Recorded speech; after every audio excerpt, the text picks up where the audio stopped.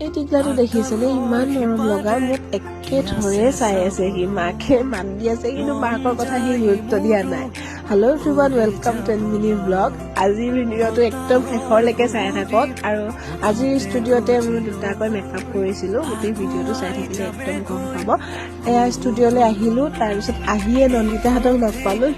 নন্দিতা আৰু খুৰী আহিছিলে মোৰ তাত থ্ৰেডিং কৰাবলৈ তাৰপিছত অকণমান বাহিৰৰ ফালে ওলাই গৈছিলোঁ দোকানৰ ফালে তাৰপিছত এই টিকলাটো লগ পালোঁ দেখিছিলে ইমান মৰম লগাকৈ মোৰ ফালে একেধৰে চাই আছে তাৰপিছত এয়া পাৰ্লাৰলৈ আহিলোঁ আকৌ নিবেদিতা আৰু অংকিতা আহিছিলে মোৰ তাত মেকআপ ল'ব পিছে নিবেদিতাহে মেকআপ ল'ব তাই ৰাস নাচিব আৰু এয়া